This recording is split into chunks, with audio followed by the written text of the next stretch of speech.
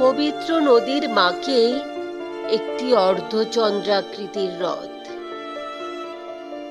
এককালে তার শিরায় শিরায় বয়ে যেত পবিত্রতার স্রোত। কিন্তু কি অদ্ভুত, সময় চক্রে সেই পবিত্র স্রোতের আঘাতে ক্ষয়প্রাপ্ত হয়েছে তার বুকের বাম পাশ। দিক বদলেছে স্রোতের। সেই নদী নিজেকে খুঁজে নিয়েছে নতুন ভাবে। ভুলে গেছে তার পুরনো রাস্তা, মুছে ফেলেছে চলার পথের একটি ছোট্ট অংশ, ফেলে গেছে তার দেহের এক টুকরো মাংস। বিষাক্ত আশীর্বাদে পচন ধরেছে তাতে। বুঝে যাচ্ছে সে হ্রদ। রোজ উড়ে উড়ে আসছে কত মশা মাছি, খিনবিন করছে সে মাংসপিণ্ডের উপর, মিটিয়ে যাচ্ছে তাদের ক্ষুধা। দিন শেষে ঘরে ফেরার আগে তাদের কলঙ্কিত হাত মুখ ধুয়ে নিচ্ছে ওই পবিত্র নদীর জলে। আড়ালে, হ্যাঁ, আজও তারা একটু আড়ালে আড়ালেই বাঁচে। যারা আসে তারাও আড়ালে আড়ালেই আসে।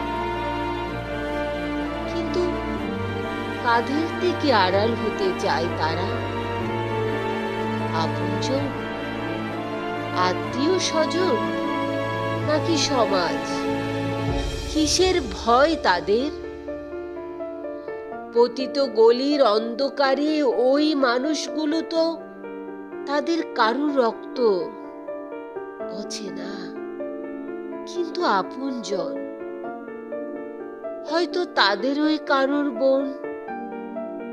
কোনো এক রাতের আঁধারে ওই পতিত জলাশয়ে ফোটা কোনো শালুক ফুলের গর্ভে তারাই তো বুনে দিয়ে যায় আরেক পতিতার বীজ।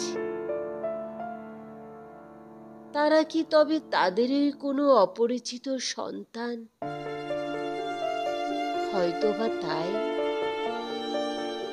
সে জলাভূমি আজ বিচ্ছিন্ন,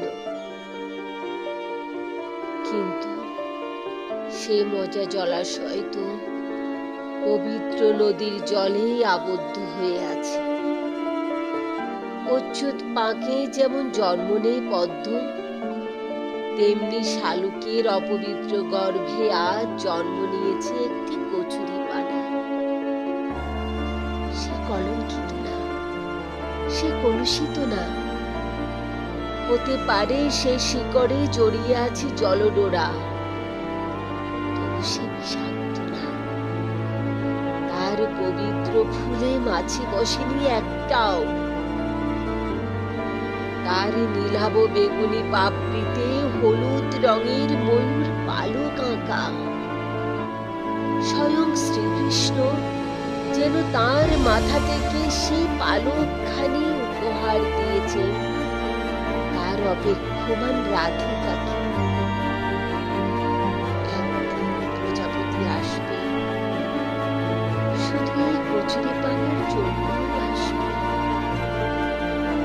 আসবে বলি আর ভ্রমণের স্বপ্ন। পতিতালয়ের অন্ধকার থেকে তাকে তুলে নিয়ে যাবে নিজের আলোকিত কক্ষে। মাছি মশা ভিনভিনে মজা জলাভূমি থেকে তাকে আবার নিয়ে যাবে ওই পবিত্র নদীর তীরে। পবিত্র স্রোতে ভাসিয়ে দেবে। অপবিত্র পাঁকে ফুটে ওঠা আরো একটি পদ্ম। ধুয়ে দেবে তার শিকড়ের কলঙ্ক।